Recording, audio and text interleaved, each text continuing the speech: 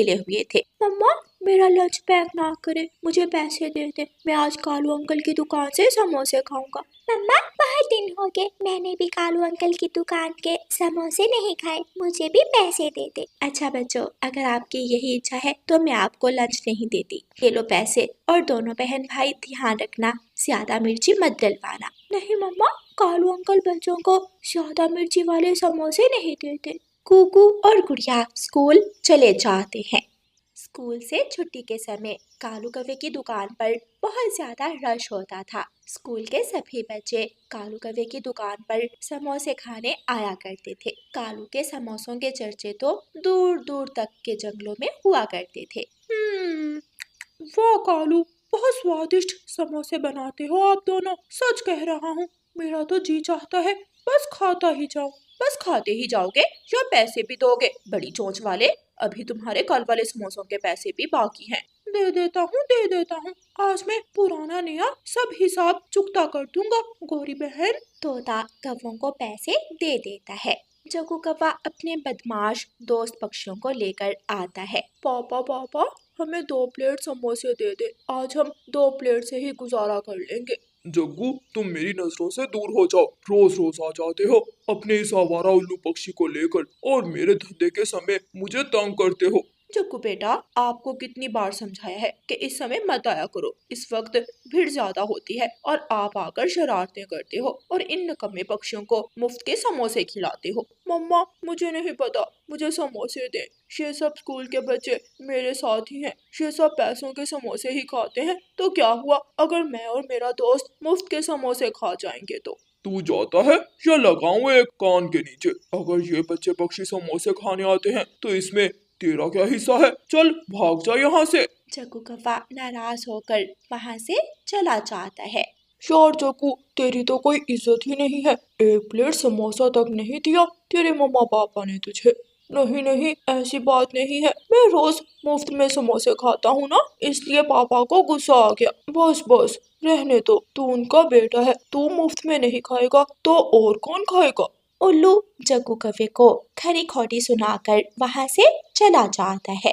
मेरे बच्चों ने समोसे खाए या हमेशा की तरह पैसे गुमा दिए? नहीं मम्मा, आज हमने अपने पैसे टीचर को पकड़ा दिए थे और जब छुट्टी हुई तो हम पैसे लेकर तुरंत कालू अंकल की दुकान पर आ गए। ये तो आपने अच्छा किया जो पैसे टीचर को पकड़ा दिए, वरना हमेशा आपके पैसे गुम जाते हैं और आप रोते धोते ही वापस आ जाते हैं। मम्मा, हमारे पैसे हमेशा जग्गू कौवा चोरी करता है, वो क्लास में सब बच्चों के पैसे चुरा लेता है। बेटी गुड़िया, इस तरह किसी पक्षी को दोष देना गलत है। मम्मा, कीकी ने खुद अपनी आंखों से जग्गू कौवे को बुलबुले के बैग से पैसे चोरी करते देखा था। जी मम्मा, और जब टीचर ने तलाशी ली तो पैसे जग्गू कौवे के पास से ही निकले थे। अच्छा, ये तो बहुत गलत बात है। गोरी और कालू भैया को अपनी दुकान से ज्यादा अपने बेटे की तरबियत पर ध्यान देना चाहिए। खैर, आप दोनों उस जग्गू कौवे से दोस्ती मत रखना और अपनी पढ़ाई पर तवज्जो देना। चिड़िया और उसके बच्चे बातें करते करते सो जाते हैं। अगली सुबह कौवे अपनी दुकान खोलते हैं। गोरी कौवी समोसे बनाने के लिए मसाला तैयार कर रही थी।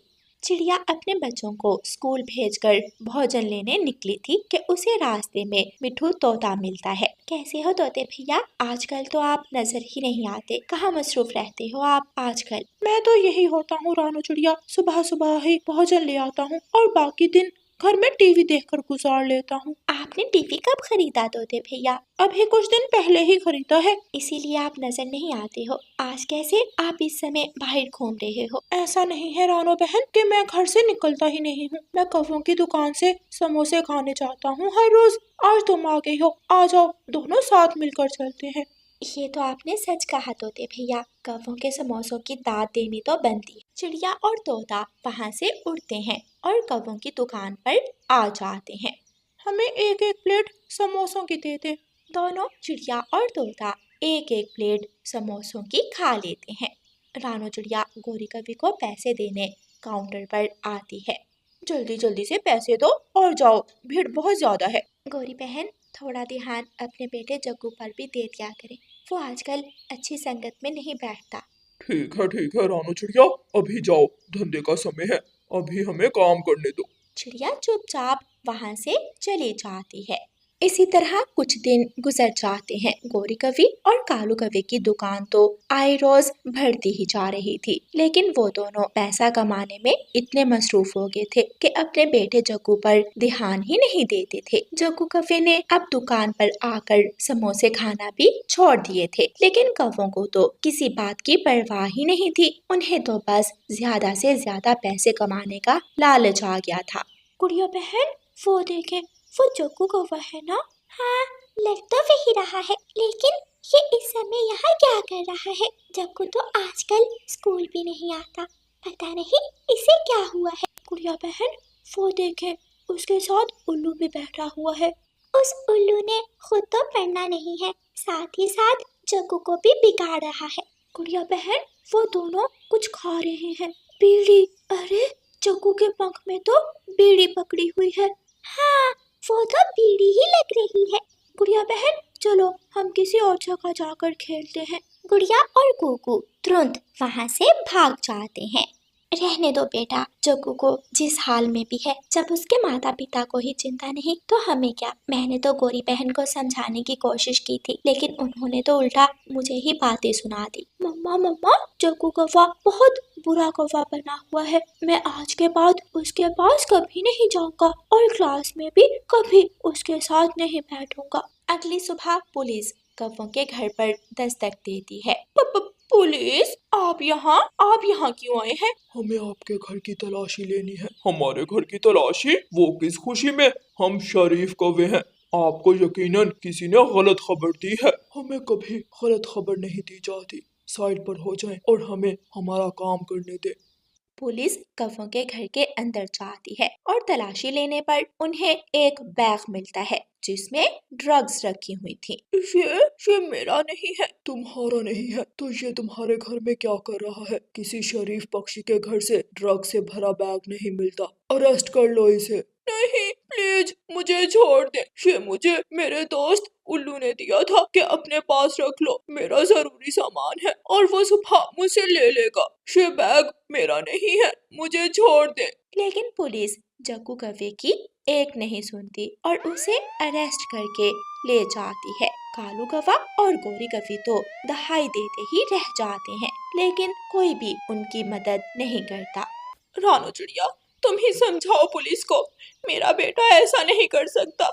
वो मेरे बेटे को ले जा रहे हैं, मेरे बेटे का कोई दोष नहीं। उसका दोष नहीं है गोरी बहन, दोष आपका है। आपको जग्गू पर ध्यान देना चाहिए था। वो जिस संकट में उठता बैठता है, ख्याल रखना चाहिए था, लेकिन आपने तो अपने बेटे पर पैसों को तरजीह दी। ये सब उसी का नतीजा है।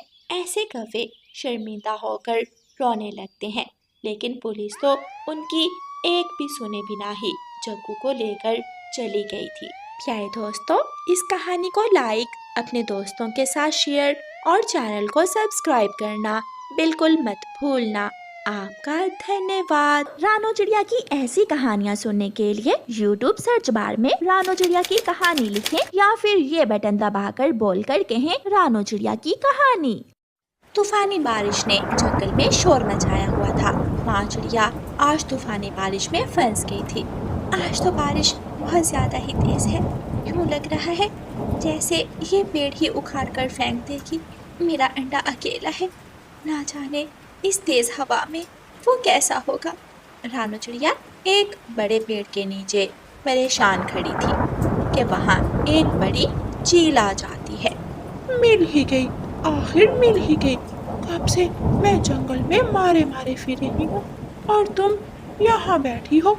चील दी, मुझे जाने दो, प्लीज मुझे जाने दो। मेरा अंडा अकेला है। मेरे बेटे को भूख लगी है, आज ही वो अंडे से निकला है। मैं उसे बारिश के मौसम में गरम गरम चिड़िया का सूप बनाकर पिलाऊंगी। रानो चिड़िया जल्दी से वहाँ से भाग जाती है। रानो चिड़िया झाड़ियों में छुप जाती है। चील भी पीछे ही जाती है। कहाँ गई ये चिड़िया? मैं उसे जाने नहीं दूंगी। चील इधर उधर उड़ती है। आखिर उसे झाड़ियों में रानो चिड़िया के पंख नजर आ जाते हैं। रानो चिड़िया झाड़ियों में अपनी सांसें बंद करके बैठी हुई थी। चील रानो चिड़िया को पकड़ लेती है। कहाँ जाओगी भागकर? ये मेरा इलाका है, तुम मुझसे बच नहीं सकती हो। वो चील रानू चिड़िया को उठाती है और अपने साथ अपने घोंसले में ले जाती है। चील जैसे ही अपने घोंसले में जाकर बैठती है, तेज हवा से एक बड़ा पेड़ टूटकर उस पेड़ पर गिरता है। चील का घोंसला टूट जाता है और नीचे गिर जाता है। चील उस पेड़ के नीचे आ जाती है। रानू चिड़िया और चीलू को भी काफी चोटें आती हैं। मम्मा, मम्मा, मेरी मम्मा, मुझे मुझे माफ कर देना और मेरे बेटे का ख्याल रखना।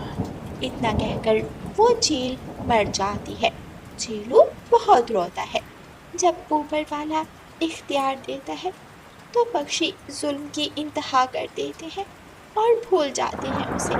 चलो चीलू बेटा, तुम मेरे साथ मेरे घर चलो।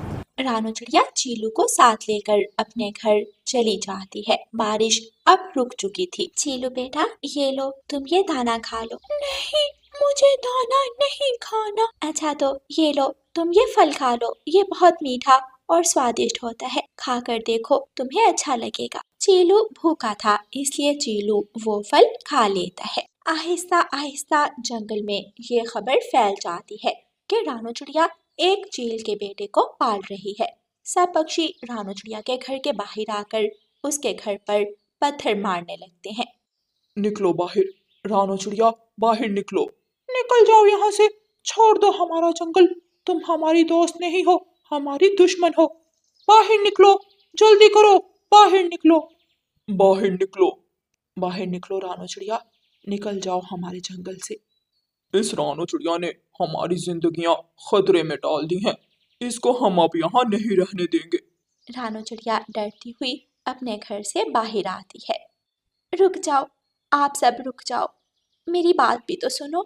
बोलो चिड़िया, क्या कहना चाहती हो? वो मासूम पक्षी है।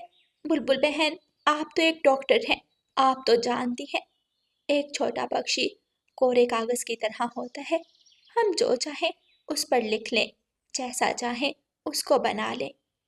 मैं एक माँ हूँ, मैंने उसे अपना बेटा माना है। मैं चीलू को कभी भी खुद से अलग नहीं करूँगी। मैं उसकी अच्छी तरबियत करूँगी, वो हमारे काम आएगा, हम सबके काम आएगा, वो अच्छा पक्षी बनेगा। प्लीज आप सब मुझे एक मौका दें, प्लीज। सब पक्षी रानू चिड़िया की बात समझ जाते हैं और रानू चिड़िया को एक मौका दे देते हैं। मगर गोरी और कालू अभी भी गुस्से में थे। ये बच्चा हमारे बच्चों के लिए खतरा बन सकता है। फितरत कभी नहीं बदलती, ये हमें जरूर नुकसान पहुंचाएगा। गौरी, रानू ठीक कह रही है। अगर हम उसे अच्छे माहौल में रखेंगे और अच्छाई के काम सिखाएंगे तो वो जरूर अच्छा पक्षी बन सकता है। हाँ, वो अभी बहुत छोटा है, उसे जो सिखाया जाएगा वो ही सीखेगा। सब पक्षी वहां से चले जाते हैं। रानू चिड़िया सुख का सांस लेती है।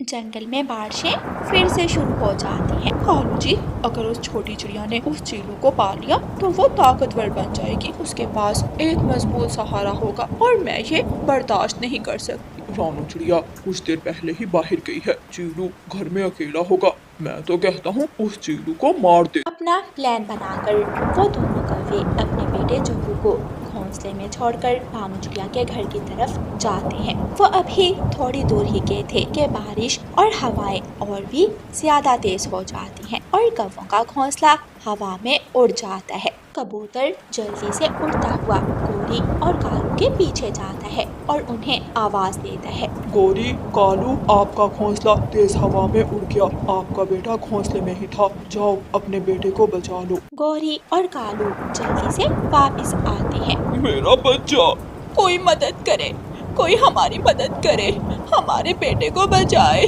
जग्गू, मेरा बेटा। बारिश तेज होने की वजह से कोई भी पक्षी कौवों की मदद नहीं करता। इतने में दूसरी तरफ से चीलू घोंसला उठाए आ रहा था। ये देखकर सब हैरान हो जाते हैं। जग्गू ठीक है, मेरा बेटा। आज यकीन हो गया सबको, चीलू मेरा बेटा है और वो एक अच्छा पक्षी है। गोरी और कालू बहुत शर्मिंदा थे और वो सर झुकाए वहाँ से चले जाते हैं।